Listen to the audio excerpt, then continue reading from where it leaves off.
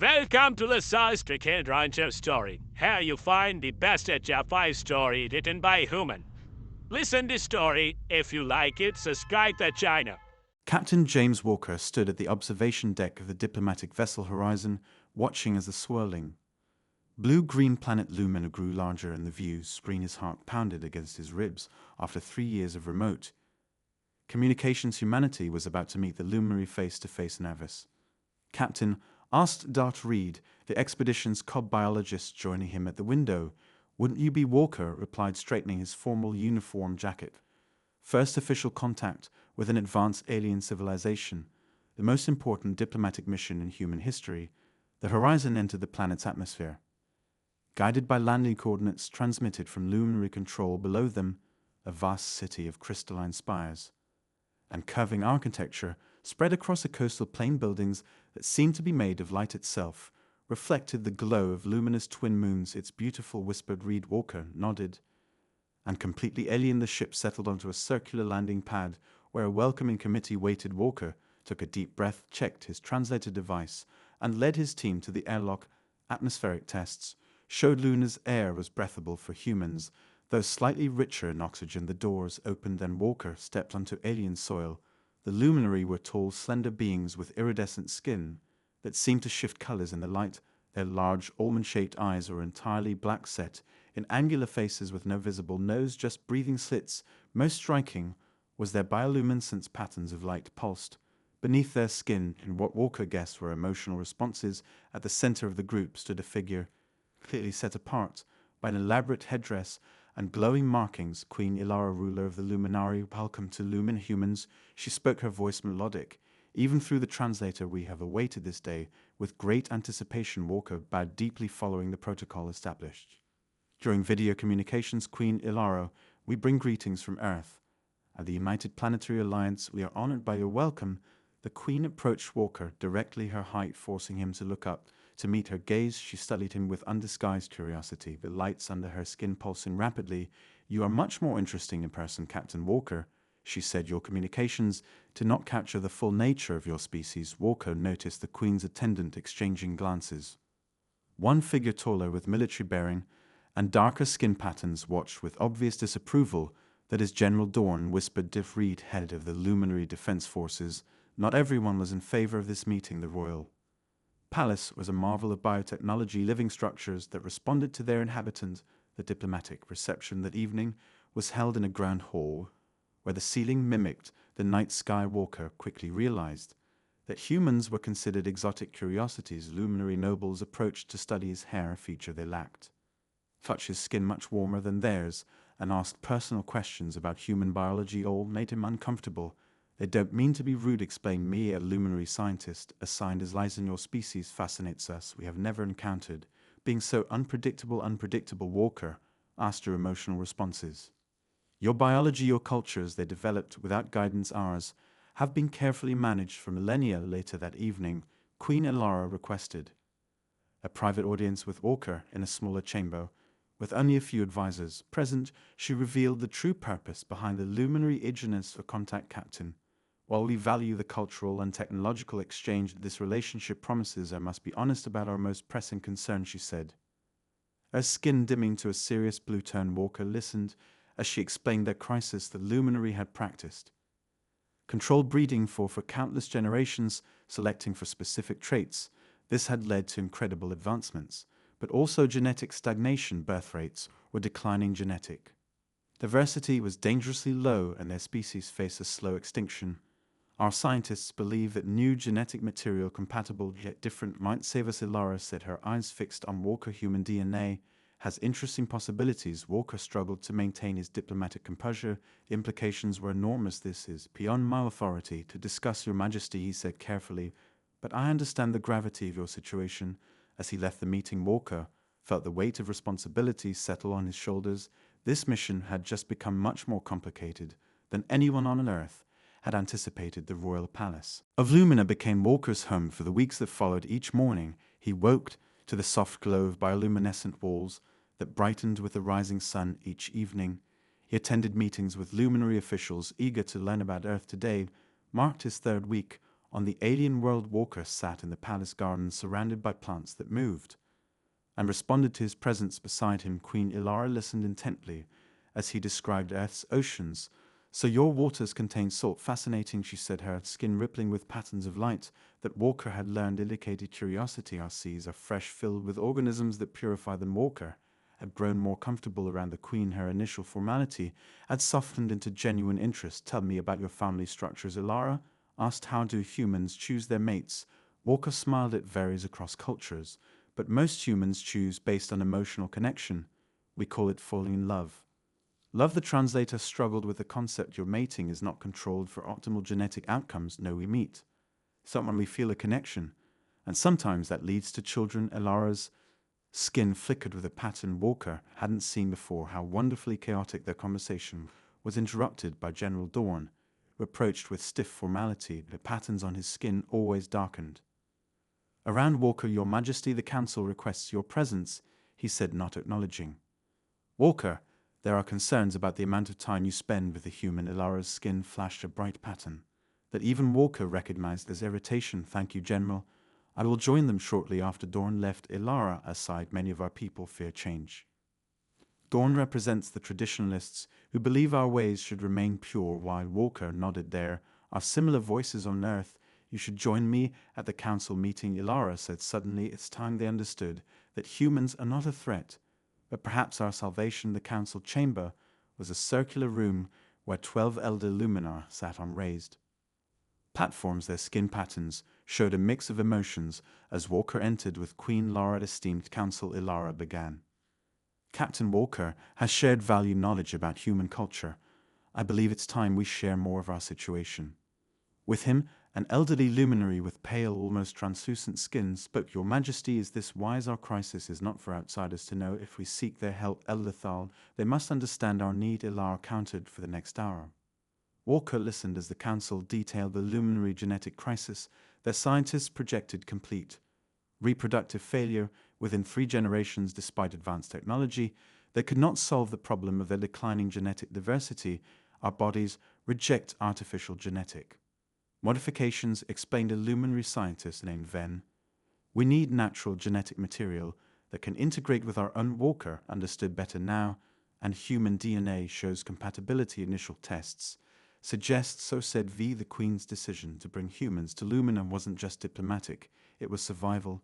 Later that evening, Walker joined Dr. Reed in the laboratory where luminary scientists worked. Reed had been collaborating with them, studying the compatibility between species. It's remarkable, Reed said, showing Walker microscopic images. Human and luminary cells can combine in ways that shouldn't be possible between such different species, almost as if our DNA was designed to be compatible. What are you saying? Walker asked. Reed looked troubled. I'm not sure yet, but this isn't random chance. That night, Walker found Queen Ara alone in the observatory watching Earth's distant sun. Among the stars, my people once believed we were alone in the universe, she said without turning. Now I wonder if our species are connected in ways we don't understand. Walker stood beside her. The more I learn about your people, the more questions I have. Yara turned to him, her skin glowing softly in patterns that Walker had begun to recognize as affection. Tomorrow, I will show you our most sacred place, she said, the temple of origins, perhaps there you will find answers. General Dorn watched from the shadows as Queen and human stood close together, their silhouettes merging in the starlight. His skin darkened with resolve. This growing connection between them threatened everything the luminary had built. It had to be stopped. Morning light filtered through the crystalline dome of the Temple of Origins. Walker followed Queen Arara through ancient halls where the history of the luminary was preserved in living murals. Images that shifted and moved as they passed. Our ancestors came to this world 10,000 years ago, Ilara explained, her voice hushed with reverence. They'd found a paradise, but could not survive in it. Natural form. The mural showed tall beings similar to modern luminari, but with subtle differences, less luminescence, thicker limbs, features that seemed almost human. We changed ourselves to adapt, Ilara continued. Generation by generation, our bodies evolved to thrive here, but each change came with a cost. Walker stopped before a mural showing luminary scientists working with genetic material you engineered your own. Evolution, yes, we became perfect for Lumina, too perfect. Perhaps Ilara's skin dimmed to a somber blue. We eliminated disease, extended our lives, enhanced our minds. But we did not understand that diversity, even imperfection, has value. At the center of the temple stood the sealed chamber. Ilara placed her hand on the door, which recognized her genetic signature, and opened with a soft hiss. Inside a single pedestal held what appeared to be an ancient ship's log, a technological relic. Unlike the organic technology the luminary now used, this contains our original genetic profile, Aurora said, before all modifications. We've tried to use it to reverse our degradation, but too much has changed. We need fresh genetic material that maintains compatibility with our original pattern. Walker suddenly understood. Good and human DNA matches your original pattern. More of the matches. Ilara replied, it's nearly identical to our ancestors' unmodified genome, as if humans and luminaries share a common origin. The revelation stunned Walker. The implications were enormous for both species. That evening, Walker was summoned to the Queen's private chambers, an unprecedented honor that raised eyebrows among the palace staff. General Dorn attempted to block his entry, but was overruled by Ilara's direct command. The Queen's quarters were surprisingly simple. Living plants provided soft light, and the walls displayed scenes of luminary history. Ilara dismissed her attendants, leaving them alone. Captain Walker, she began formally, then softened. James, what I must ask will seem strange, perhaps even offensive by human standards. Walker nodded cautiously on listening. Your Majesty, our scientists believe a direct genetic contribution from you could help create a cure for our genetic stagnation. Ilara's skin cycled through patterns of nervousness Walker had never seen from her before. You mean my DNA? Walker asked, uncertain of her meaning. I mean a child, Ilara said directly, a hybrid child between our species, our first natural conception and generation, carrying both luminary and human genetics. Walker felt the room spin slightly. A child between us. Is that even possible? Our scientists believe so. The compatibility is remarkable. Ilara moved closer. This would not be a traditional conception. Our medical technology would combine our genetic material in controlled conditions. Walker struggled to find words. This goes far beyond by diplomatic authority. I understand, Ilara said, but I am not asking the diplomat. I am asking you, James Walker. Would you help save my people? When Walker returned to the horizon that night, he immediately contacted Earth Command. The encrypted transmission took hours to reach Earth, and the response would take just as long. They'll never agree to this, Dr. Reed said. When Walker explained the situation, the ethical implications alone, creating the first human-alien hybrid, it's unprecedented. It's more than that, Walker replied. The luminary believe we share common ancestry. This could rewrite human history too. Reed studied him carefully. And what do you think about the Queen's proposal on a personal level? Walker looked out the viewport of the glittering luminary city. I've grown to respect her, maybe more than respect. The transmission alerts sounded. Earth Command's response had arrived faster than expected. Walker opened the message and read it silently. Well, Reed asked. Walker looked up, his expression complex. They've authorized me to proceed under strict scientific protocols. He paused. They want the genetic link between our species confirmed. As dawn broke over Lumina, Walker returned to the palace. General Dorn watched with dark patterns rippling across his skin as the human entered the Queen's council chamber. I accept your proposal, Walker told Ilara formally, for the future of both our peoples. The luminary medical chamber hummed with energy as Walker entered the room. Was unlike any hospital he had seen on Earth. The walls pulsed with life. Monitoring equipment grew from the ceiling like luminaries and vines, and the central bed seemed formed from living. Crystal, are you certain about this? Captain Davreed asked quietly. Earth Command had insisted. She observed the procedure as humanity's medical representative. Walker nodded. I've made my decision. Queen Ilara arrived with her personal medical team. Her skin glowed with a pattern that Walker had learned indicated both excitement and nervousness. The procedure is simple, explained the chief luminary, Dr. Nev.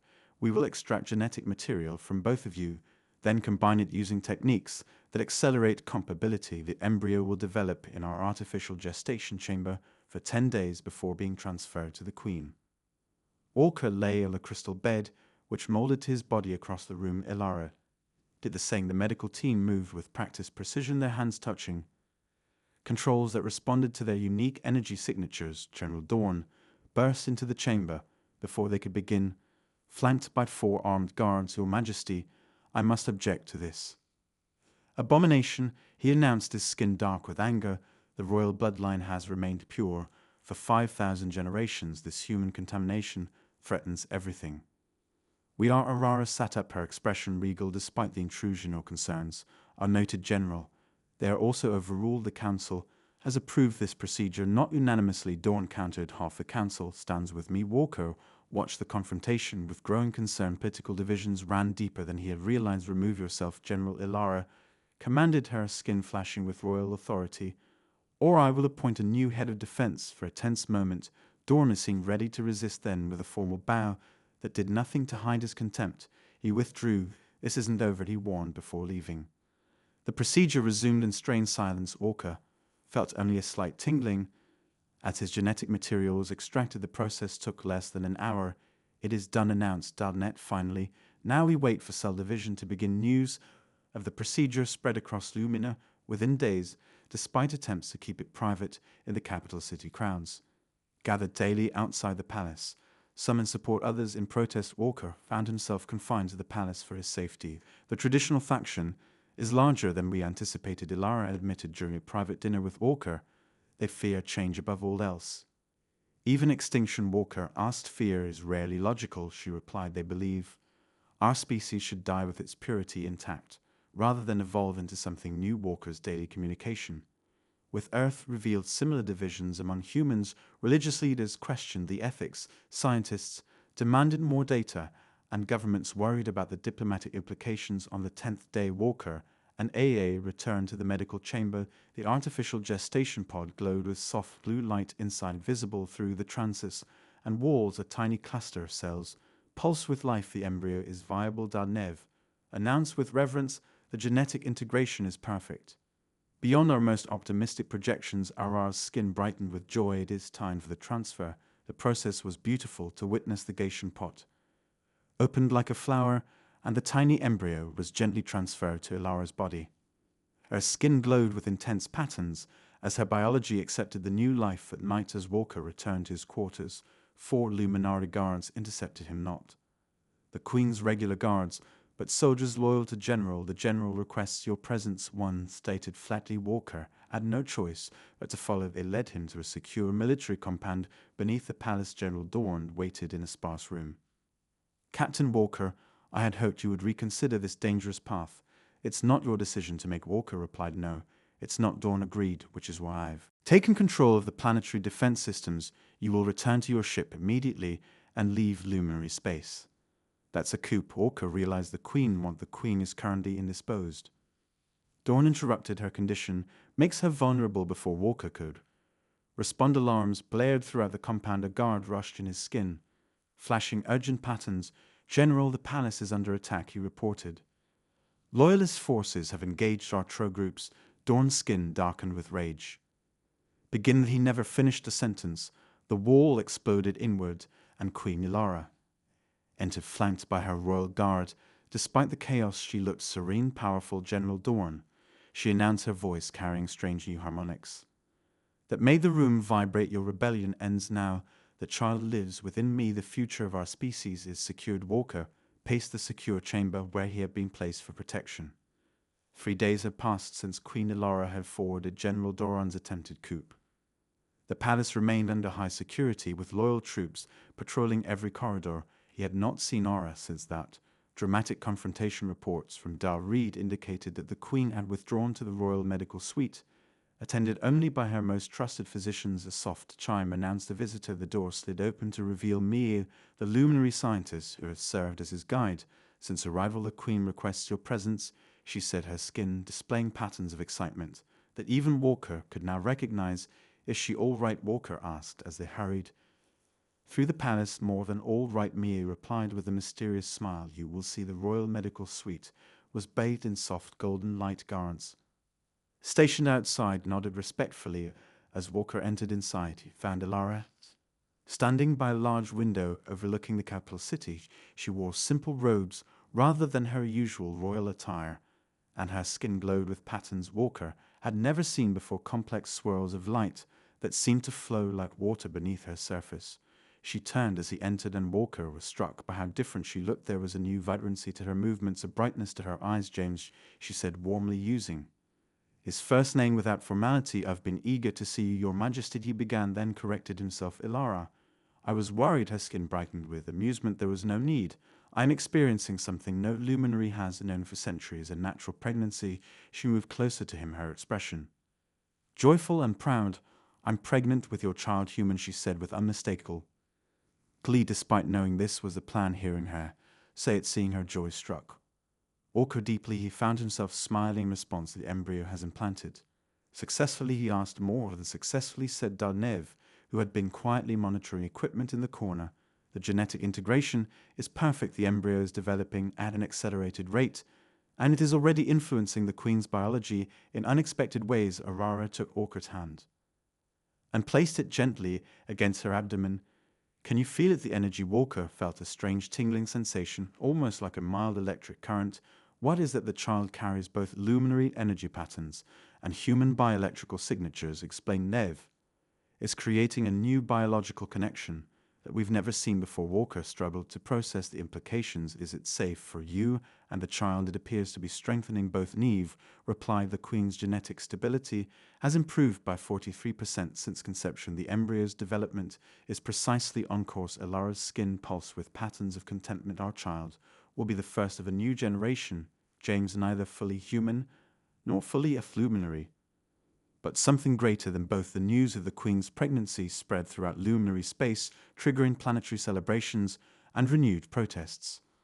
General Dorn remained under house arrest, but his supporters continued to spread messages warning of genetic contamination and the end of luminary purity. That evening, Walker received an urgent transmission from Earth Command. Admiral Chin's face appeared on the screen, her expression, "Brave Captain."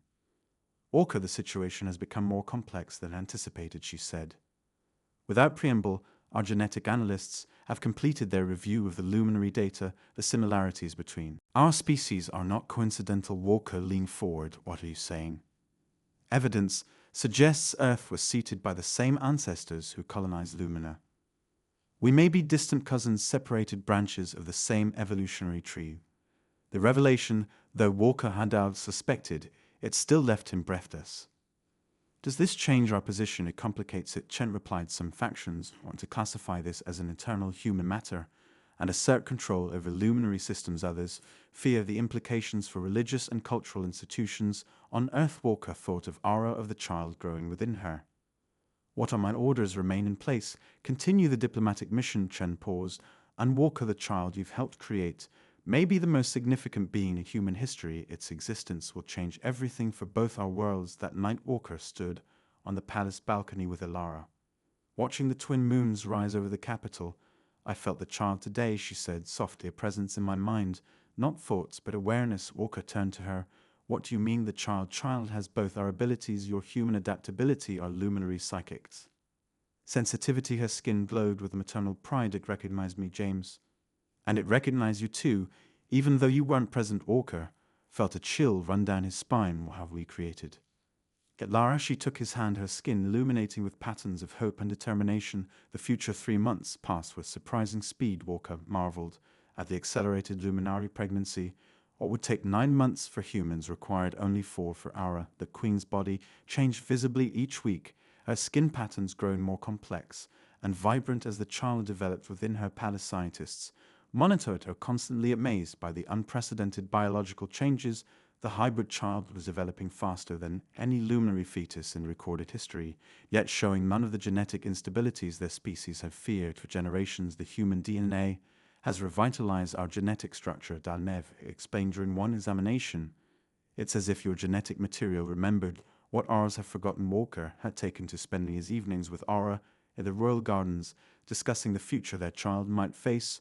"What will we name the child?" he asked one night as they watched shooting stars streak across the luminous sky. Yara's skin glowed warmly. "Luminary tradition holds that a child names itself when it first speaks. Until then we use only child or little one on earth names are given at birth." Orca explained. "They carry meaning, history, sometimes honor ancestors. Perhaps our child will be the first to carry both traditions." Ilara suggested. Her hand rested on her swollen abdomen, which now pulsed with its own faint light. The developing child, already showing signs of luminary bioluminescence, their peaceful moment, was shattered by an explosion that rocked the palace. Alarm signals pulsed through the living walls as royal guards. "Rush into the garden, Your Majesty. We must get you to safety," the guard captain urged. "General Dorn has escaped," and rallied his supporters. They launched a full attack on the palace. Walker helped Ilara to her feet. "How bad is it?" "Yet they've taken control of the defense grid and half the capital," the captain reported grimly. "They claim to be saving the luminary from genetic corruption." Another explosion closer this time sent dead raining down around them. Walker instinctively shielded Ilara with his body. "The birth chamber," Ilara commanded, her voice steady despite the danger. "It's the most secure location in the palace." As they hurried through core filled with smoke and frightened staff, Walker activated his emergency beacon to alert. "The Horizon crew, my ship, can provide support," he told the guard captain.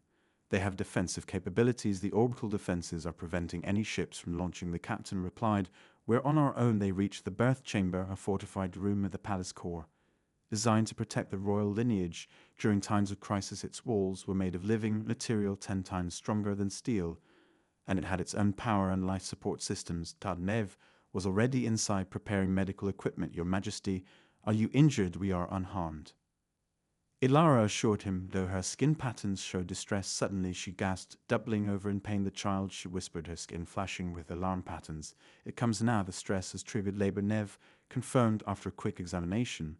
"The birth is beginning." Walker stared in shock. Now, in the middle of a rebellion. Outside, the sounds of fighting grew closer. Royal guards established defensive positions around the birth chamber as Ilara was helped onto the birthing platform, a living structure that conformed to support her body perfectly. "James," she called, reaching for him. "Stay with me." The next hour passed in a blur of contractions and weapons fire. Walker held Ilara's hand as she labored to bring their child into a world at war. The palace shook with explosions as Dawn's forces pressed their attack. "They're breaching the outer defenses," reported a guard. "We can't hold them much longer." "The child is crowning," announced. But Nev, at almost the same moment, "One more push, Your Majesty." Ilara's skin blazed with effort as she bore down the room, filled with a brilliant light that seemed to emanate from her entire body. In that moment of blinding radiance, the door to the birth chamber exploded inward. General Dorn stood in the opening, weapon raised, his skin dark with hatred. "This ends now," he declared. "The abomination will not live to contaminate our species." Walker lunged forward, placing himself between Dorn and Ilara. "You'll have to kill me first, Orc weapon hummed as it charged. "So be it, human." A cry pierced the standoff, not a cry of fear or pain, but the first sound of a new life entering the world. Both men turned to see Darnev lifting a tiny form that glowed with patterns never before seen on Lumina. The hybrid child had been born in the midst of battle, its skin showing swirling patterns of both luminary light and an unmistakably human feature. Soft dark hair on its head. Dorn had lowered his weapon, slightly momentarily stunned by the sight. In that instant of hesitation, palace guards tackled him to the ground. Walker turned back to Ilara, who reached weakly for their child. "A new beginning," she whispered as Nev placed the infant in her arms. "Look what we have created, James." The child opened its eyes, human in shape, but with the depth and awareness of luminary vision, and gazed at its parents 3 days after the birth. Peace returned to the luminary capital. General Dorn sat in a detention cell, his rebellion crushed not by force, but by what had followed the child's birth. Walker stood by the window in the royal nursery, watching the first rays of morning light touch the city behind him. Ilara cradled their child, who already showed remarkable development. Though only days old, the infant displayed awareness far beyond either human or luminary newborns. "The council will arrive soon," Ilara said softly. "Are you ready?" Walker nodded. Today, they would formally present their child to the luminary leadership and announce the new direction for their people. What convinced Dork followers to surrender? Walker asked, still amazed by how quickly the fighting had stopped. Ilara's skin glowed with gentle amusement. "They saw what happened when he threatened the child." Walker remembered that moment clearly as Dorn had been restraining the newborn, had extended a tiny hand. Every light in the palace had pulsed in sync with the child's heartbeat. Even the weapons had powered down. Dorn's supporters, witnessing this display of unprecedented power, had immediately laid down their arms. "Our child carries abilities from both our species, but combined in ways we never imagined." Ilara explained the energy manipulation of the luminary with the adaptability and emotional range of humans a soft chime. Announced the council's arrival, 12 elder luminary entered the nursery, their skin pattern, showing a mix of curiosity, awe, and lingering concern. Elder Thal, who had initially opposed the genetic mixing, stepped forward. First, Your Majesty, we have come as requested. Thank you for joining us. Ilara replied formally. She rose from her chair. The child cradled against her chest. Today marks a new chapter in luminary history. I present to you the future of our people. Walker joined her as she carefully unwrapped the blankets surrounding their child. The council members gasped collectively. In just 3 days, the infant had developed features that should have taken months to form. Its skin glowed with complex patterns. No pure luminary could create shifting between colors with remarkable precision. Impossible, whispered one council member. The child already controls its light patterns. More of the mat, said Dalanev, who stood nearby monitoring the infant's spital signs. Genetic tests show complete stability. The hybrid DNA has corrected our flaws while maintaining our strengths. Eldeth moved closer, his ancient eyes studying the child carefully. May I? Lara nodded, and Thal gently touched the child's forehead with one long finger. The moment they connected, Thau's skin erupted with youthful patterns not seen on his body for centuries. He stepped back visibly shaken. I felt renewal, he said in wonder. The child carries healing energy, not just for one. Lara explained, for all luminary. Our scientists believe that through this child we can create a cure for our genetic stagnation that can be shared with everyone. The implications washed over the council. Generations of decline could be reversed. Their species, once doomed to slow extinction, might flourish again. And what of Earth? Asked another council member, turning to Walker. What do your people want in return for this gift? Walker thought carefully before answering. Not a trade, a shared future. The discovery that our species once came from common ancestors changes everything. We're not just allies, we're families separated by time and evolution, but still connected. The meeting lasted hours as details were discussed and plans made. By midday, a historic agreement had been reached. Earth and Lumino would establish permanent diplomatic relations with open exchange of knowledge, culture, and carefully controlled genetic science. That evening, Walker and Ilara stood on the palace's highest balcony. Their child slept peacefully in Lara's arms as they'd watched both the luminary citizens and the human delegation from the horizon celebrating together in the streets below. I've decided to accept Earth's offer, Walker said. I'll stay as permanent ambassador to Lumina. Ilara's skin brightened with joy. And royal consort. Walker smiled, taking her free hand. And is that too, if you'll have me? The child needs both parents, she replied. And I need you, James Walker. Below them, a luminary child played with a human child from the Horizon crew, both laughing as they chased light patterns projected by a smiling luminary elder. Look at them, Walker said, already learning from each other. The infant, in Yara's arms, stirred opening eyes that seemed to hold the wisdom of both worlds. For the first time, the child's skin formed a perfect, controlled pattern. A swirling symbol that combined ancient luminary script with the human DNA double helix. The first word, a new language. Ilara whispered in awe. Their child looked up at both parents, then out at the stars. Visible in the darkening sky, one of those distant points of light was Earth's sun. What do you see out there? Walker asked softly. The child reached a tiny hand toward the stars, and both Walker and Ara felt a gentle presence in their minds, not words, but a clear impression, boundless possibility. Yes, Ilara agreed, her skin glowing with maternal pride. That is your inheritance, little one. 2 worlds, and all the stars between them. Walker put his arm around Ilara's shoulders as they stood together, a family unlike any that had existed before, yet somehow as natural as the stars above them, behind them. The royal palace glowed with new light patterns that spread throughout the city, patterns of hope, renewal, and the promise of a future neither species could have achieved alone. In the detention center below, even General Dawn watched the lights with a changed expression. His skin, once dark with hatred, now showed the first faint patterns of understanding. Change had come to Lumina, not as the end he had feared, but as a beginning none of them could have imagined.